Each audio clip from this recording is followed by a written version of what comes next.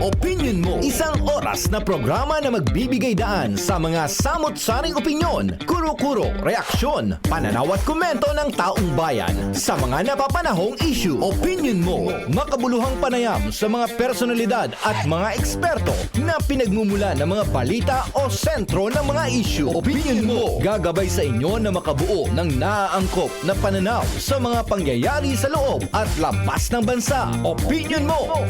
At ngayon, narito ang inyong mga program host.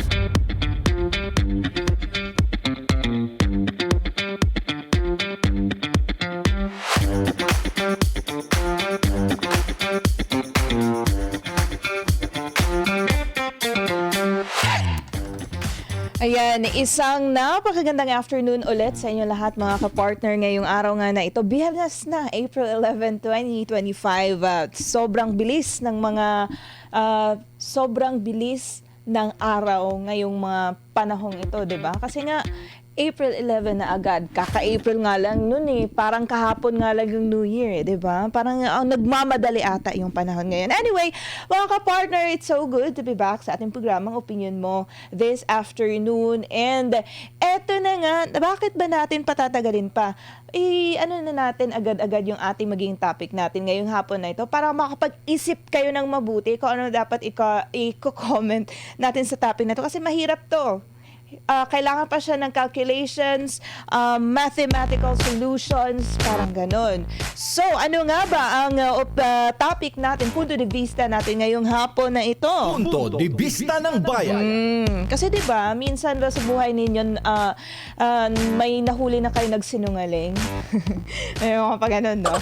Kasi nga, yung topic natin ngayong hapon na ito, sa tingin nyo ba? Sa tingin mo ba? Sa tingin mo? May nagsinungaling ba sa naging hearing ng Senado with regards to the process, no?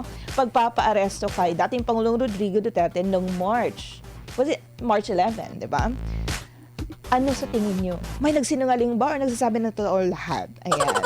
Kasi nga, 'di ba? So anyway, before we kind of discuss a little about the topic, so, ating i-remind sa lahat ng mga nanonood ng programang Opinion Mo, kailangan nilang kalabitin ang kanilang mga kasamahan sa bahay, sa office, basta 20 persons. Kailangan yung ipa-introduce sa kanila yung ating programa, Opinion Mo, ang ating social media pages sa YouTube, DZAR 1026 News, sa ating Facebook, DZAR 1026 Highlight News. Meron pa din kaming ibang pages sa SMNI News Blast. Tapos, meron din kami SMNI Gikan sa Masa, para sa Masa. So, yun mga dapat nyong i-follow na ngayon kasi nga, mga bago namin yung mga pages after namin nag-gurger mga a few weeks ago. So, kailangan namin gumawa ulit ng mga pages. Kailangan namin mag-rebuild ulit dahil nga dyan sa mga panggugurgo. Anyway, dapat kailangan yung na-follow yan lahat, na-subscribe nyo lahat para palagi kang updated sa mga pangyayari sa Pilipinas at sa buong mundo. Kasi nga, di ba, dito sa SM na palagi kayong updated sa mga pangyayari. So anyway, di namin babasahin ang inyong mga komento kung di kayo nag-follow, di kayo nag-subscribe sa amin. At eto pa, meron pa akong i-introduce sa inyo na iba pa na Facebook page. Ayan. Kailangan yung i-follow pa rin ito kasi nga ito yung mga means ninyo para maging updated kayo. Eto, 1026 DZAR online. Bilis, i-search na agad sa sa mga cellphones, sa mga computer, sa mga tab, sa mga laptop ninyo. 1026 DZAR online. Ayan, yan yung bago naming page. Kasi nga, ginorgol nga kami. Anyway, mga ka-partner ha, dapat meron kayong screenshot, may patunay kayo na 20 individuals ang binigyan nyo ng link sa ating programa ngayon. And na-follow nyo yung mga bago namin social media posts. At eto na nga, di ba? Sa tingin nyo, uulitin natin ating punto de vista ngayong hapon na ito para mas masaya. Punto de vista ng bayan. Sa tingin mo, may nagsinungaling ba siniging pagdinig ng Senado sa proseso ng pagkaka-aresto kay dating Pangulong Rodrigo Duterte? Ayan, kailangan pa ba natin itong i-emphasize? Anyway, meron tayong, may na-take note ako kasi nga kahapon, April 10, may Senate hearing ulit with regards ngayong pagpaparesto kay FPRRD ng pag-aresto at kusang pag-surrender ng government sa kanya doon sa The Hague. So, ayun na nga. Ang ano kasi, kaya nga natin na itanong to, although hindi ko siya natapos yung hearing kasi 5 hours masyado. Tapos yung ano pa, yung may resource person pa doon na pag narinig ko yung boses, parang hindi ko na lang sasabihin anong reaction ko sa boses niya. Parang ang sarap i-mute ng laptop, pero hindi. So, ayun, 'di ba? With regards to the pagpapaaresto kay FPRRD, so let's start with DOJ Secretary Boying Rimulya. Yung sabi niya, yung arresting state or yung state na may warrant, which is the ICC in this case, ang mag-file ng extradition sa Pilipinas. Why are we talking about extradition? 'Di ba? Kasi nga kusang ang inilipad si PRRD, kusang ang kusang isinurrender si PRRD sa The Hague, sa Netherlands, kung saan yung headquarters ng ICC.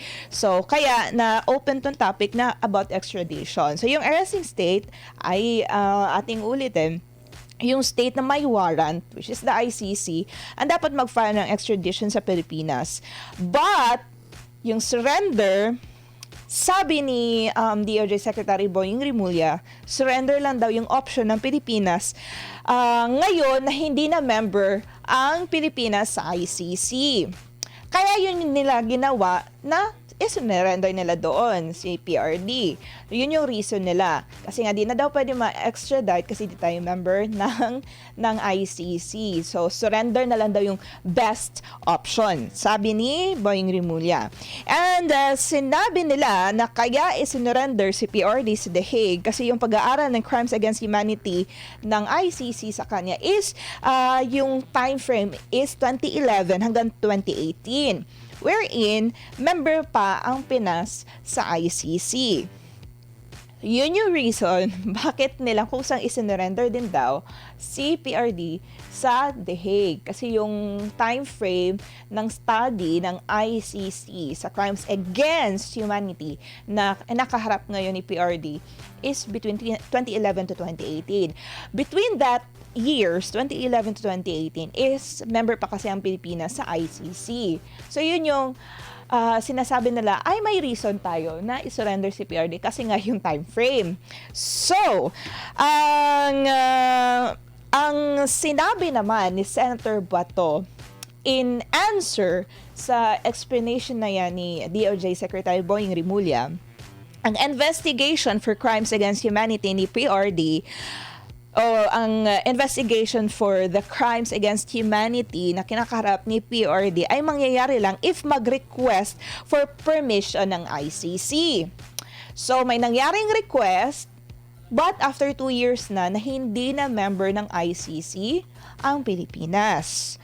So, sabi ni Senator Bato, hindi tama, parang sa tingin niya, hindi naman tama yung ginawa na kusa na lang isurrender kasi nga wala na nga jurisdiction ang ICC sa Pilipinas. Kasi after 2 years pa, 'di ba?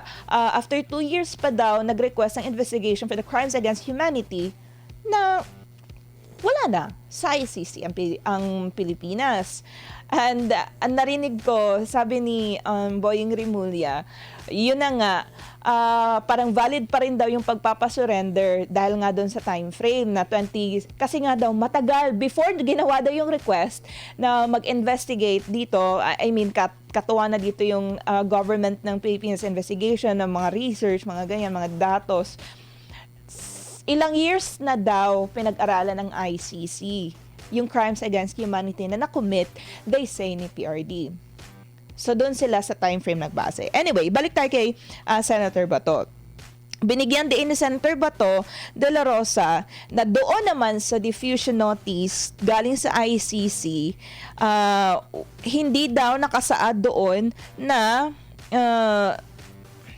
hindi nakasaad doon sa diffusion notice na isurrender si PRD. ang nasa diffusion notice lang is, kasi diba, ang diffusion notice is para siyang isang uri ng alerto or abiso na ibinibigay ng ICC sa mga estado o bansa upang ibabatid yung may hinahanap silang individual na pinaniniwala ang may kinalaman sa mga krimen na sakop nila tulad ng genocide, war crimes, crimes against humanity at iba pa, which is kay PRD is crime against humanity. So baka ba pwede naman pwedeng ma-extradite ang isang itinuturong suspect, halimbawa gaya ni FPRD, dapat pa rin kailangan ng request galing sa ICC. Wala namang request na, wala naman silang inantay na request, di ba? Makikita naman na pagka-aresto, inilipad agad, kung sa agad na isinurrender. So, at that part, yun yung sinasabi na parang illegal naman yung pagkaka-surrender. Bakit nga ba? Bakit may sinurrender? Wala namang obligasyon ng Pilipinas na isurrender agad-agad si PRD. Kasi nga, hindi na nga member ng ICC. So, bakit kaya gano'n? So, ang sinabi ni Senator Bato, why not na lang, kung inaresto, sige, given, inaresto na lang siya, why not hindi na lang sa local courts isinurrender? Kasi nga, palagi naman sinasabi, di ba, ng DOJ mismo, na working ang ating justice system. So, bakit nga ba? Ang point ni Senator Bato, wala na tayo sa ICC, meaning wala tayong obligasyon sa kanila. So, why not? If ipapa-aresto talaga si PRD, why not sa local court siya isi-surrender? And, nakasabi na nga natin kanina, sinabi ni Boying Rimulya, kaya nila isinurrender kasi yung time frame na pinag-aralan ng ICC with regards sa na nakomit umano na war crimes against humanity ni PRD is between 2011 to 2018 kung saan member pa ang ICC sa Pilipinas. So parang what?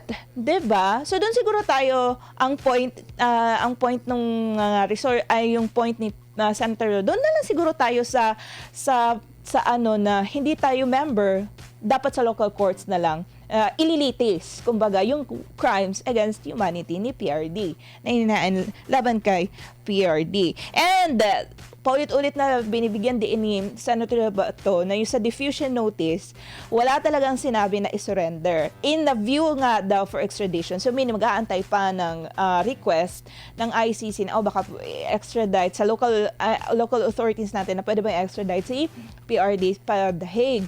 So, bakit nga ba kusang isinurrender? Diba?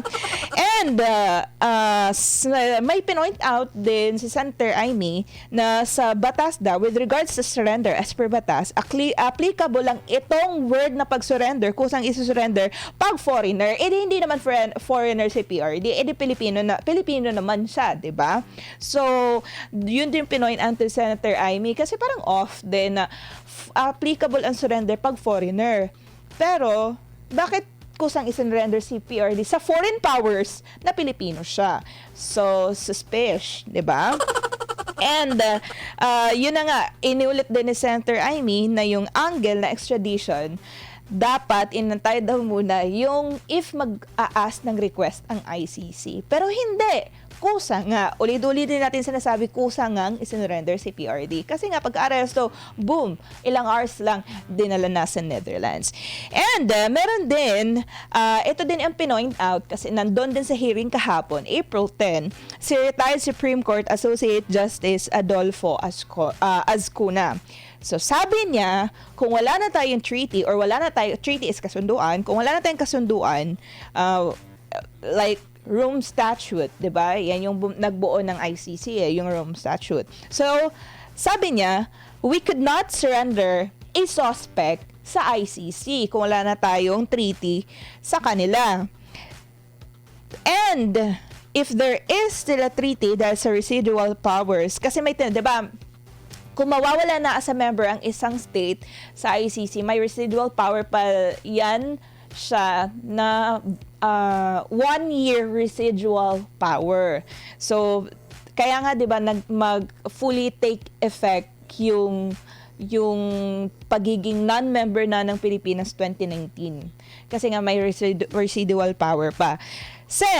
So, ganun, kung may residual power pa naman daw, sabi ni retired Supreme Court Associate Justice Azcuna, kung may residual power pa, so pwede pa, valid pa yung, parang obliged pa na isurrender, kumbaga, yung isang suspect sa ICC. Pero wala na nga, 'di ba? Ang tagal-tagal na nun. Ang tagal 2018 tayong umatras as a member sa ICC. 2019 fully nag-take effect. At 2025 na ngayon. So saan ang residual power doon, 'di ba?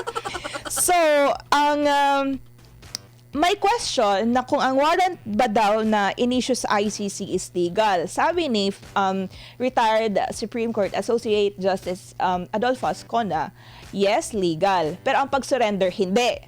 Kasi nga, wala na ngang yung kusang pag-surrender, hindi. Kasi nga, wala na ngang jurisdiction ang ang ICC dito sa Pilipinas.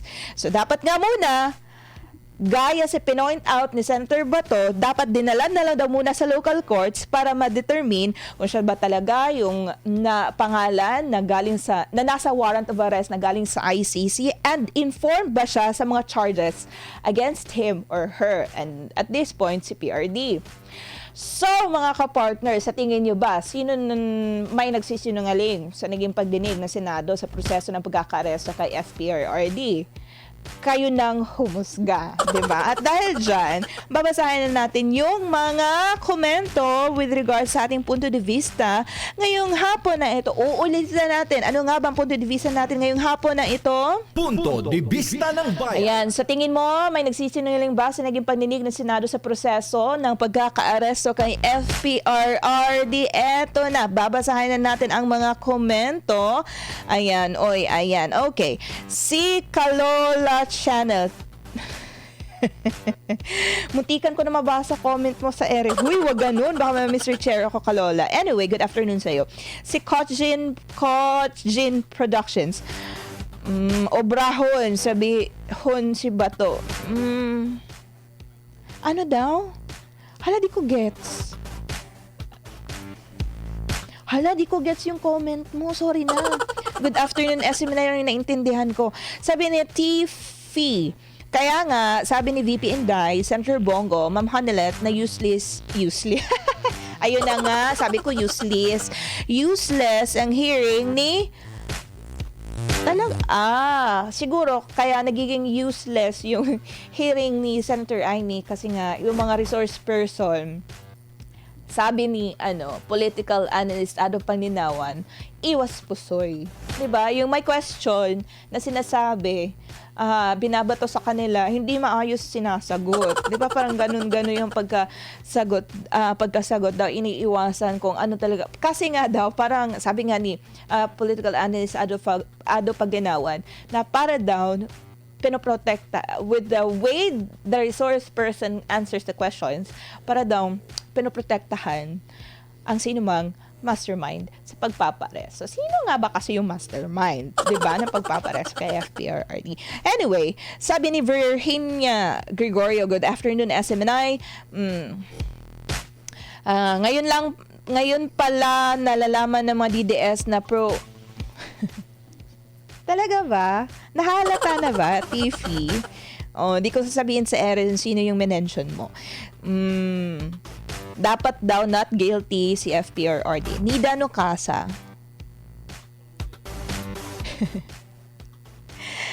Mayroong halatang halata. Nag-mention si Nida Nocasa ng 3 resource person sa Senate hearing. Sabi niya, tama daw sinabi ni Senator Bato na sinungaling sila. Hindi ko na lang i-mention ang name. Kasi feeling ko kahit hindi i-mention ang name ng 3 resource person na sinabi dito ni Nida Nocasa, gets na gets yan ng mga viewer. Ayan, mga favorite natin to. RTM, ang mga initials. Si Purita Constantino, in my opinion, totally lahat sila sinungaling. It is obvious and hindi sila consistent sa mga sagot nila. Diba? Dito pa tayo sa sabi dito ni napakaliwanag pa sa sikat ng araw ang pagsisinungaling nila. Sabi ni Christina Masendo. Sabi ni TX196, kunwari, hindi. Grabe ka naman, TX196. Baka totoo naman siya. Give that person a benefit of the doubt. Si Honorara Honorato Villarin, 366. Wala nang mapapala. Dyan sa Senate hearing daw, puro sinungaling. Yung mga sekretary nandyan sa posisyon. Si Ronel Torrente, may araw din kayo. Yanem 1023. Siguro kahit bata, alam ng pagsisinungaling ni Remulla at yung na-contempt na pinalaya ni... Sino yan? May karma din kayong lahat. Kasi daw, feeling ninyo, kayo na ang batas. Magnanakaw at sinungaling. Si Luz Biminda Astin 831, lahat ng tinatanong ng Senator Bato at Senator Amy, sinungaling daw yung magkapatid dahil may itinatagong sikreto. Yung magkapatid na secretary, both secretary daw ng different agencies. Vote straight, PDP laban. Okay. Si Elmer Lacerna L2KM. Itong administrasyon na to ay sinungaling. Si Nadeth Sabina, napakasinungaling nila lahat. Nakaka-stress manood ng kasinungalingan ng mga matataas na official. Actually, kaya nga di ko din matapos-tapos ang Senate hearing kasi in the first place, aantukin ako pag masyadong mahaba, to be honest. Pero nakinig naman ako sa medyo pa first part. Pero ang isa din sa reason bakit di ko siya natapos kasi nga yung boses ng isa doon, hindi ko alam, parang dapat diba, peaceful lang dapat dapat good mood ka lang. Pero nababad mo na ako sa boses niya. Pero, so, ganon. Hindi ko sasabihin sino. Baka gaya-gaya kayo, mababad mood na din kayo sa boses niya. Diba? So, hindi ko na nasasabihin kung sino. Anyway, siya yung palagi nagsasalita na pinatawag na resource person. And yun, but anyway, yun yung na-share ko kanina, yun yung so far ang explanation nila na naabutan ko with regards yung sa pagpaparesto kay FPRRD. So, sabi ni Death Sabina, napakasinungaling nila lahat. Okay. Si Laila Dacome, binababoy na nila ang batas at ang Pilipinas. Ramon Villanueva, NZ 40L. Yes na yes, mga sinungaling kapatid ni... Uy, grabe siya. Wag ganun, Ramon. Baka pag nabasa namin to, Mami, Mr. Chair talaga kami. Maria Veronica T3D. Kahit hindi nakapagtapos ng high school, hindi nila maluloko ang pagsisinungaling ng mga pinagsasabi nila. Ikampoven, mas malinaw pa sa tubig yung pagsisinungaling daw. All Hamagno, 1182. Lahat ng sangkot sa pag-kidnap kay PRRD liar. Kahit bobo maintindihan kung paano nila pinlano mawala ang tinik sa kanilang das at yun ay walang iba kundi si PRD. Hopefully, someday may managot at makulong at maparusahan sa mga kabalbalan na ginawa nila. Hindi lang sa ating batas, kundi sa ating dating Pangulo na ang gusto lang ay tumahimik ang bayan at mawala ang kriminal. Corrupt sa government. Aminin nyo, ma'am, at hindi tumahimik ang bayan ng panahon. Aminin nyo man at hindi tumahimik ang bayan nung panahon ni PRRD. Si Erenio Tabanda, WR1FW, si Remulla Marbil Atore, ang pinaka... you almost got me. Okay. Si Lea Dominguez 9650, very loud and clear. Marian Conselado, wala na talagang asahan sa batas ng Pilipinas kaya waste of time lang ginagawa ni Senator Amy dyan sa hearing sa Senado. Jesus Saito 2980, 100% agree daw siya na sinungaling. May nagsisinungaling sa Senate hearing. Eva Lydia Cabanlit. Obvious po. Ayan. Ano ba yan? Wala naman challenge yung mga sagot niyo. Puro obvious. Walang ano dyan. Walang salungat. De, char. Si Rose TJ Rose, nakikita natin or kitang-kita ng mga sinungaling sila. Puro palusot. Rico Cafranca. K. Ha? Bakit K ang sagot mo?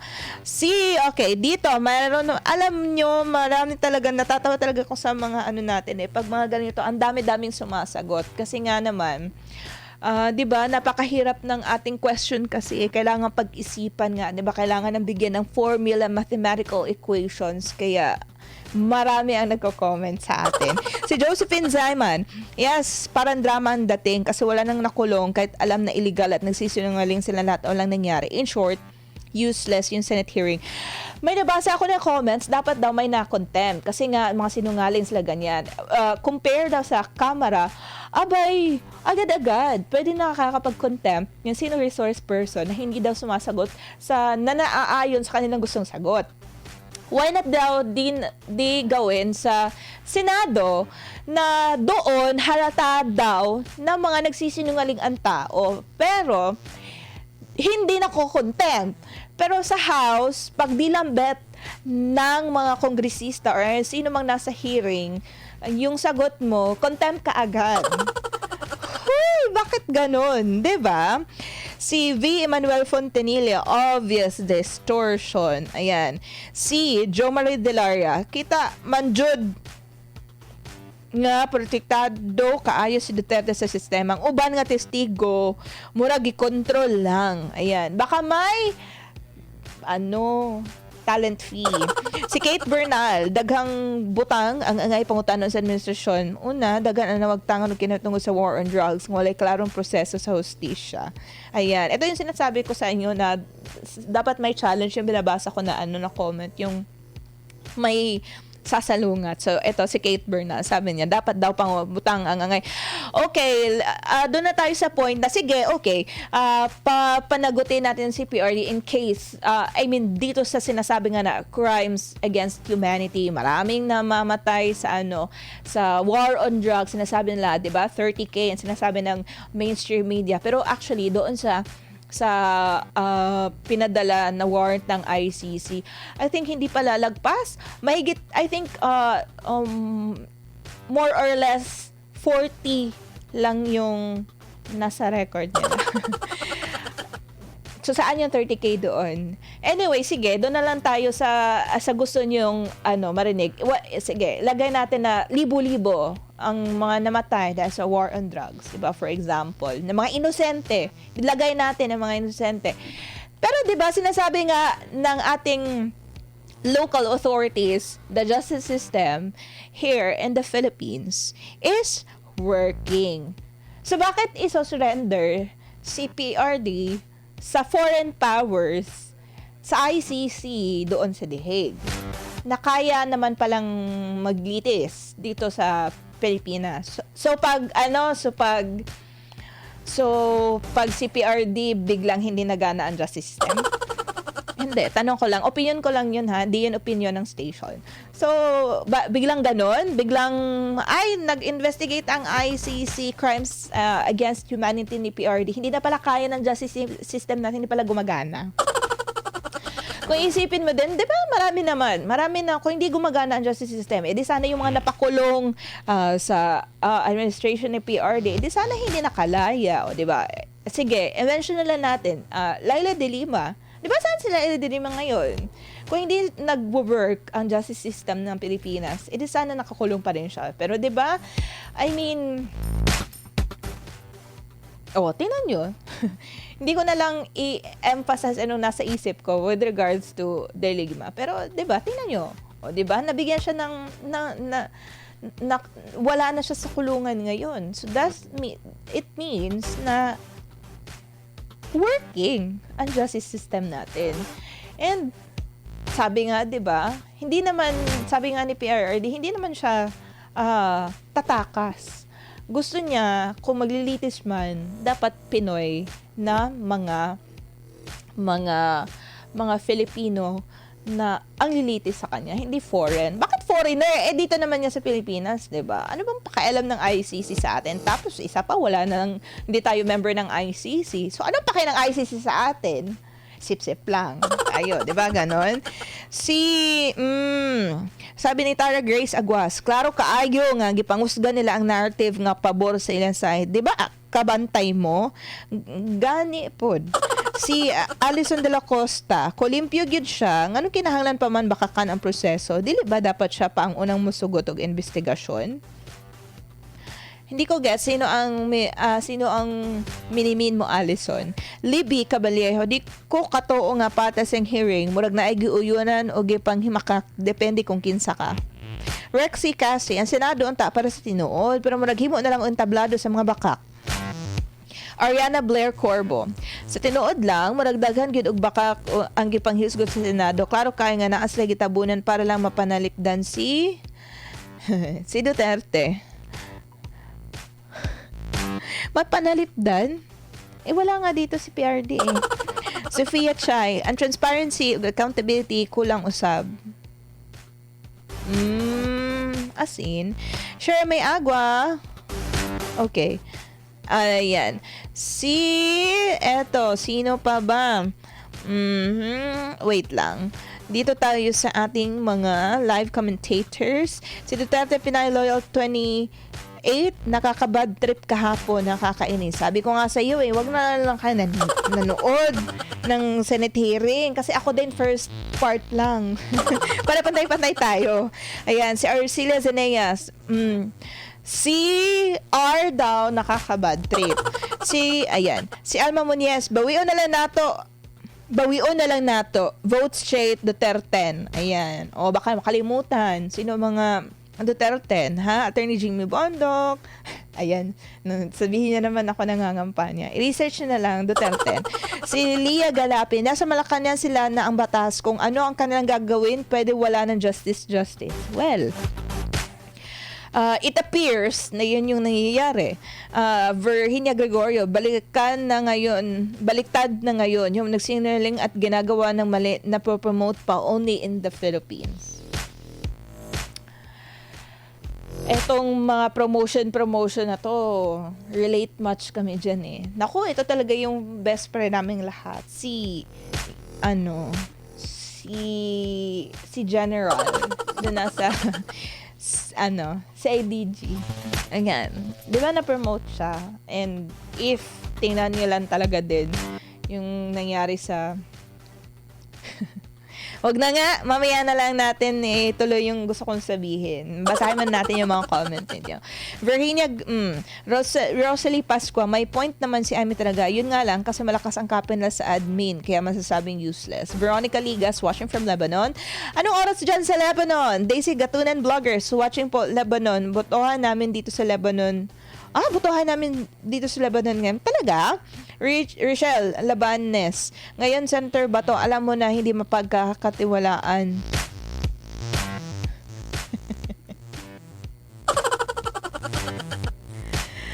Talaga ba? Oo nga, no, Richelle Labanes. Clarice Pontillas. Hello po, Pinas. Saan ba si Clarice? Crescenciano Prado, mayong Miss Val. Anong mayong Miss Val? Mayong hapon siguro ni. Para sa akin, bulaan silang lahat sa hearing kahapon. What a shame. Tinapos niyo po ba, Crescenciano Prado, yung hearing? Mahaba noon, 5 hours. Evelyn Rosal, na mamang... Ooh... Evelyn ha, ayan, napakarami nating dapat i-censor ng mga comment kasi nga, baka ma-Mr. Chair ako para sa inyong lahat. Perlito Pable, silang lahat nagsisinungaling ayan. Okay, dito tayo. Sabi ni, okay. Yayang, uy, good afternoon sa'yo. Maki Pescadero Villalobos, sayang lang effort nyo, Center Boto sa pag-hearing. Pwede ikot-ikot lang kayo. Halata naman daw yung mga hindi nagsasabi ng totoo. Maria Gracia, traidor, sinungaling lahat. Sige lang, di naman natutulog ang Diyos. Lita Patangan, opinion ko, base sa aking observation, lahat sila nagsingaling. Nagtuturoan na lang. Sir Vito Spitali Jr., napakasinungaling nila lahat. Alam na may tinatago. Bongbong Liwag, puro lahat sila sinungaling. Maria San Jose Alcantara, ano sunod para managot ang may sala? I don't know. Bukado, bagong gobyerno ng Pilipinas. Queen, meron. Anong meron? Merong nagsinungaling. Lura Narciso Odango, okay, lahat sila sinungaling. Christopher Tubo, meron lahat ng pulis. Oy, bawal nga, wag niyo talaga akong patawanin dito. Bala kayo dyan. Si Joy F. Cipriano, maliwanag pa sa sikat ng araw ang kanilang kasinungalingan. EHC Enoho, how do I read your name? Di na kailangan itanong yan. Alam naman natin mga pinagagawa nila. O, wag lang magalit. Baka magalit ka na dyan. Okay. marvels. Lahat meron personal na interest for their own political ambition.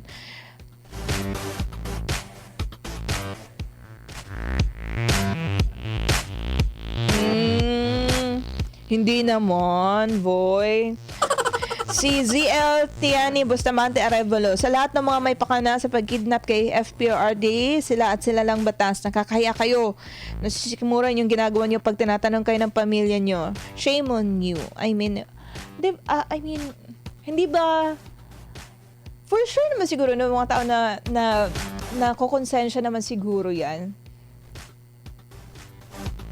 Pero di ko lang alam sa kanila. Si Christopher D. Guzman, dapat ang tanong ay magsasabi pa ba totoo?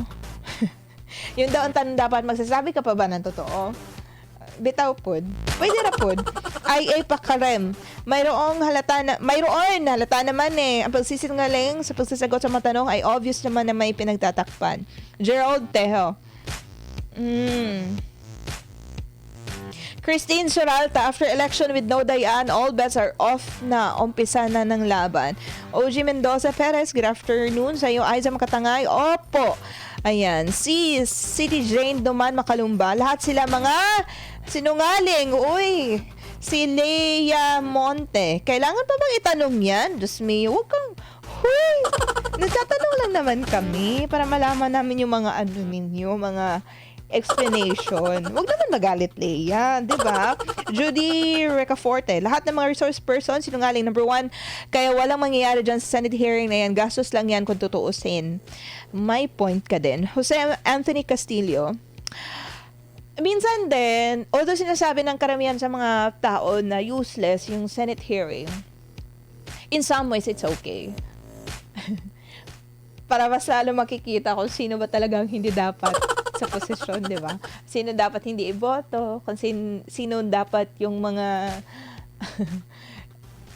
ipagdarasal natin. Si Jose Anthony Castillo, lantarang pagsisinungaling. Ganun pa man, useless lang ang pagdinig na yan. Di daw seryoso ang nasa hearing. Okay. Comment niya yan. Sino pa ba? Ayan, wait lang ha. Si Lourdes Romero. Sila lahat na kumidnap kay FPRRD ay malinaw na mga sinungaling. Janeline Romok Makapagal. Lahat mga walang hiya, mga kampo ng kadiliman. Itong si... Lalo nakakainis yung... Lalo nakakainis yung huy, grabe ka naman, may mga kumakain kasi ngayon. Baka mandiri sa comment. Kasi daw may ubo. Nakaka-distract daw yung ubo. Hindi ko na talaga sasabihin siya sa ere. Baka mandidiri yung mga kumakain at the moment.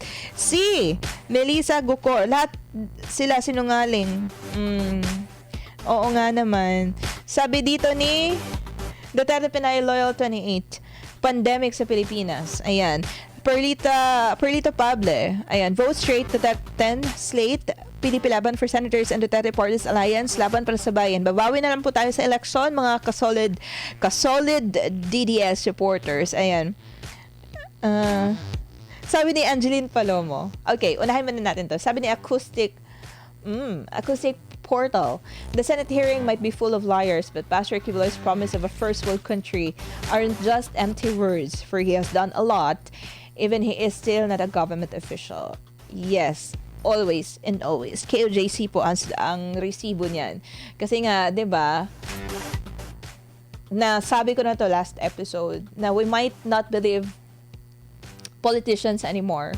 Kasi nga, puro lang sila empty promises as per the comment. Empty promises nga yung mga sinasabi doon ng mga politicians. Mga benting bigas, hindi ko alam ano ang naging 20. Iba ata naging tig 20, diba?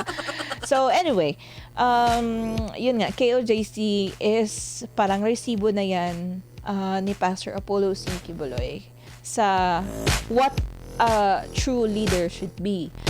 Kasi nga, zero corruption, zero criminality, puno ng yung love your enemy, totoong-totoo yan dito sa KOJC. Kahit hindi masyadong lovable yung mga tao, di ba? Meron talaga ng mga ganun. Kahit love the unlovable nga daw. And yan talaga yung palaging nire-remind sa amin dito ni Pastor. So that means no criminality. Di ba? Kasi criminality is dahil nga yan sa hatred. Yan. Chaos. Ayan. So walang ganyan dito sa KOJC. Although siguro may mga conflict na maliit lang, but still nananaig yung reminder sa amin ni Pastor Polo na love your enemy, love the unlovable. Kahit hindi mo gusto silang i-love, sige, go lang. Kasi nga, we're all humans. I mean, in the eyes of God, we're all brothers and sisters. Diba? Parang ganon. So, dapat talaga ganon. And number one talaga yung sinasabi na zero corruption. Wala talagang corrupt dito sa sa KOJC. And if there is someone na gusto talaga ng pera, I mean, eyes only for the money, mga ngamkam na may plano talagang maganyan, i-reveal talaga yan ng makapangyarihang Ama. And alam nyo, na pinapatalsik talaga yan sila, pinapalayas talaga yan sila dito sa KOJC. Kasi nga, ang KOJC is zero corruption. And kaya nga, di ba, makikita natin na although limited yung mga funding ng KOJC. For example, sa Kingdom, pagpapagawa ng Kingdom, kahit limited ang fund yan, walang utang, walang sponsor, ayan, pinagkakaisa lang talaga yan ng buong members. Tapos meron pa kami naririnig, nakukunin nyo daw, wow, kapal na mukha nyo, ha? Si Maribel Navarro, kaysa natutuhanan at katarungan. What? Wait lang.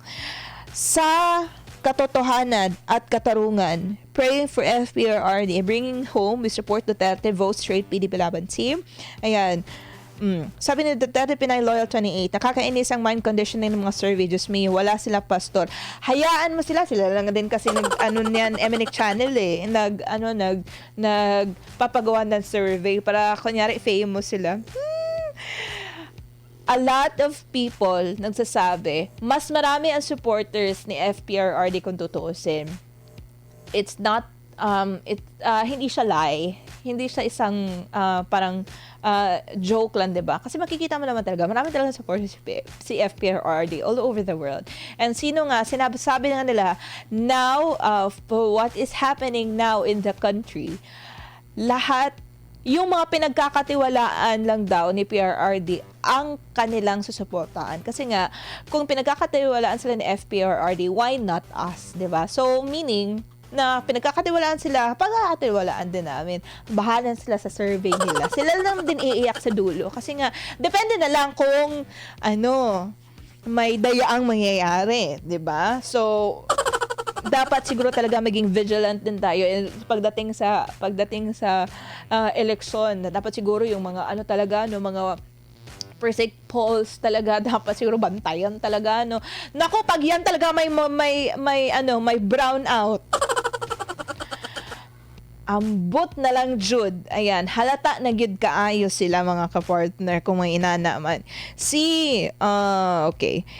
Maribel Navarro. Sabi niya, basta pray at vote straight PDP Laban Team lang tayo para may solusyon. Ang lahat mahirap sa ngayon pero hindi mananaig ang kasinungalingan. Kasi nga, di ba, parang sinasabi nga, biblical siya na, it might be na parang sa tingin nyo, parang wala nang pag-asa, pero still, may pa rin yan. May, sa dulo pa rin, may liwanag pa rin yan. Kasi truth will set us free. Siguro as of the moment, pinapakita muna natin, nahihirapan sila, para kasi nga, mas masarap yung victory na dumaan ka muna sa paghihirap pero kahit alam mo na totoo yung nasa truth ka, ang sarap din kasi na pagdating sa victory, yan, fulfilling masyado na, okay, I've been through a lot of trials but still, kahit nga parang pinahirapan ka, pero pagdating sa victory, ayan, pag nailabas na talaga yung katotohanan, mas masarap kasi sa feeling na ganun. So, antay-antay lang tayo na, for sure, nakikita yan lahat na makapangyarang sa langit, yung mga hinaing natin, kung sino man yung totoo na mga tao, kung sino man lang nagpapagamit lang sa mga manggagamit lang din, sa mga sakim sa power, kitang-kita yan lahat na makapangyarihang Ama. I mean, hindi na, siguro feeling niyo ay wala, ba't ang tagal ng sagot sa ating mga prayers, but still, alam yan ng Ama. It might not be a yes for now, but it will be a yes in the coming days, 'di ba? Malapit na yung mailabas talaga yung katotohanan, mga kapar. And I think naman siguro, hindi naman siguro talaga bobo ang mga Pilipino kasi makikita natin marami ang nagsasabi na, nako, di ba? So far, yung nababasa ko na comment, isa pa lang yung hindi sang-ayon.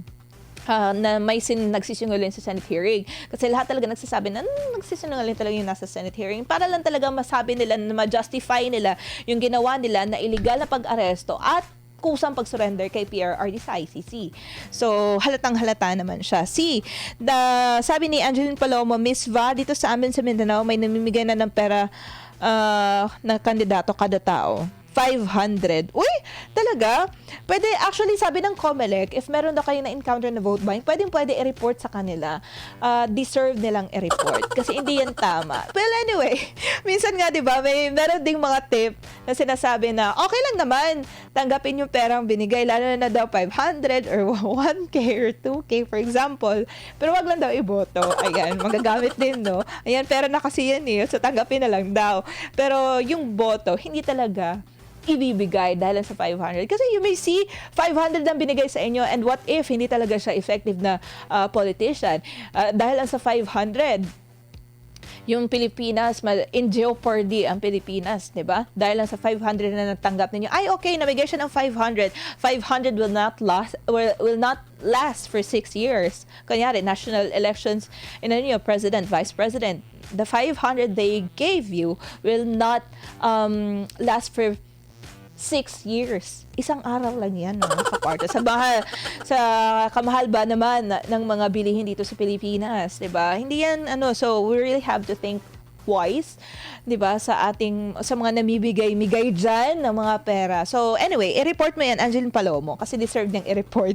Sa Rachel Labanes, na-surrender man nila si FPRRD, hindi pa rin sila matatahimik dahil maling ginawa nila at alam nila na makakauwi si Tatay Digong. Nako, you remembered, sabi ni Atty. Nicholas Kaufman, hot shots lang daw ang kinukuha. Hot shots na mga abogado lang ang kinukuha para sa defense team ni PRRD sa ICC.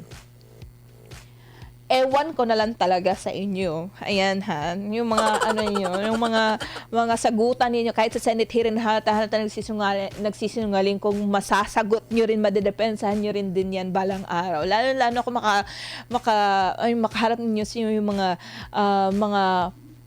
magagaling na abogado, defense team ni PRRD, di ba? Perlita Pable, pero ang totoong survey, malakas ang Team Suka. PDP laban, kahit saan lugar yan, ang totoo. Oo, bahala na nga lang. Uulitin natin, bahala na sila sa survey nila. Kasi in the end, masasaktan pa rin naman yan sila. Yung susuporta rin naman sa kanila, yung mga pamilya lang din nila, mga kamag-anak. O, hayaan mo na sila, kahit ngayon na lang, sa survey sila mag number 1. Kasi in reality, hanggat walang mangyayari ding mga dayaan, Team Suka pa rin naman talaga yan. Ha? Diba? Halata. O, nangangampanya na ako dito. Hindi. Totoo naman. Marami naman. Yun nga sinabi ko, diba? I mean, opinion ko lang. Totoo na makikita mo naman sa mga support. Kahit sa social media, makikita mo talaga na sinusuportaan ang Team Suka, PDP Laban. PDP Laban Senatorial Slate. Kasi nga, pinagkakatiwalaan sila ni FPRRD. Kung titignan mo lang naman din sa mga postings ng government, puro haha nga lang eh. O, diba? Oo, suportado sila ng haha. Ayan. Naku, naks na lang talaga kung bahala sila, makonsensya sila. Kung hindi sila makonsensya, bahala ng Ama sa kanila. I mean, vengeance is not ours. It's God's. Biblical yan, mga kapartner. Hindi lang ako magaling sa pag-quote ng mga Bible verse, but really, you can find that in the Bible. Sabi ni Duterte Pinay Loyal 28 sa Eminic Channel, kayo dapat sa May 12 mag-color green ang Duterte supporters para mahiya sila mandaya tapos meet and greet. Si Perlita, ayan, okay. Okay, nakakainis. Ayan, wait lang. Okay, Duterte Pinay, okay, pandemic daw sa Pilipinas yung nangyayari ngayon. Exactly. Ayan. Sino pa ba ang mga nag-comment? Dito tayo. Okay. Si mga PH Lords. So, galit ka. Mga sinungaling silang lahat, sabi niya. Apple Walking Tour Kuwait? Lahat sila nagsisinungaling. Alam nyo, pinapahirapan nyo ako mag-mention ng mga pangalan nyo eh. Winifreda Ibabiosa, okay. Wala ang sinasabi. Okay. Pabalik-balik yung sinasabi niya nung isang, resource person. Talsik pa daw laway. Huy, bakit naman na tayo sa laway? Wala pa rin malinaw na sagot. Kahit daw tumalsik na yung laway kaka-explain, wala pa rin daw malinaw na sagot. Kasi daw paulit-ulit na yung sinasabi. Si Nenny Jen Daot Bolivar. Wait lang, sorry. Yes, simula pala ng hearing yung first honor doon. Sasabihin ko na lang ng initial. Hearing, simula pala ng hearing yung JR first honor doon. Sa bunganga niya mismo lumabas ang group effort. Tapos naging chismis. Ano yun? Ginawa din chismosa yung isang anchor ng mainstream media. Actually, sinabi niya talaga yun. Di ba, DIL Secretary John Vic Remulla, sabi niya, group effort nga daw. Nandun si DND Secretary Gibo Chodoro, si Eduardo Anyo, and pagdating sa hearing, sinabi niya na wala daw silang pinag-usapan na ganun. Pero nung interview niya, kasi ang interview niya sa mainstream media, nung isang program ng mainstream media, nauna sa Senate hearing. Doon niya sinabi sa interview niya with mainstream media na, programa sa mainstream media na, group effort, yung pagpapaaresto, the success, pagpapaaresto, kusang pag-surrender kay FPRRD sa ICC. Group effort. Pagdating sa Senate hearing, a few days after, biglang sinabi niya na hindi daw nila pinag-usapan doon yung ganon na plano. Ang pinag-usapan nila is yung sinabi ni FPRRD na, di ba nga sa Hong Kong, sinabi ni FPRRD may info sila natanggap na ipapa-aresto siya pagka-uwi niya sa Pilipinas. Yun daw pinag-usapan nila, yung chismis daw na yun.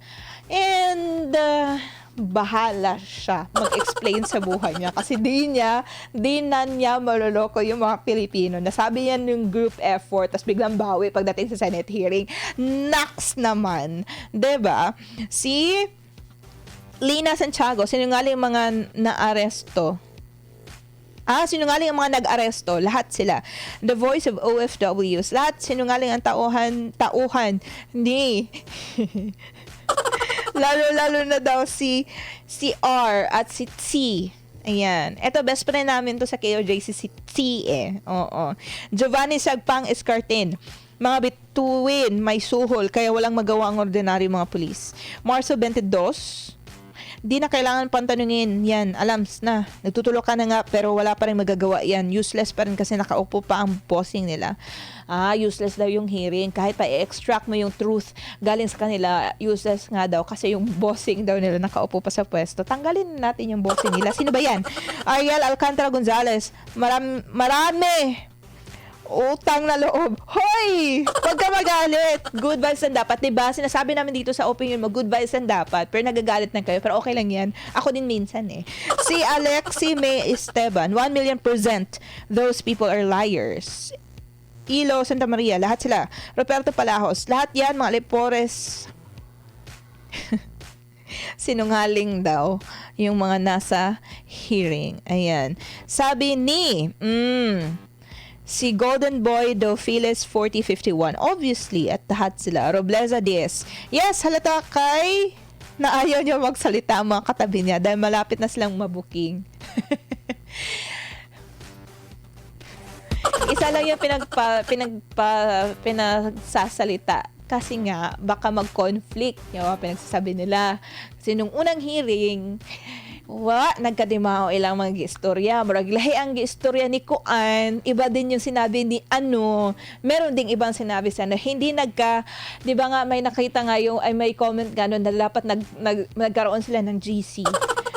At kasama yung sino pang nasa group effort na sinasabi, 'di ba? Dapat nag-GC daw para inform ang lahat kung anong dapat isasagot. Kaso nga nung unang hearing, sila nagkasinabot, lahi-lahi lang gipang ingon. So ngayon, the following hearing na nag-attend sila kasi 'di ba sa first hearing nag-attend ang lahat ng mga resource person na pinatawag ng Senado. But the second one is walang umattend. Ngayon, third hearing which is yesterday, April 10, may nag-attend.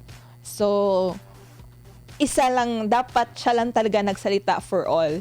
Kahit nung question is para sa ibang resource person, o dapat siya lang talaga magsagot para unified answer, para di magkamali ba? 'Di ba? Kay basig mahalata na sila.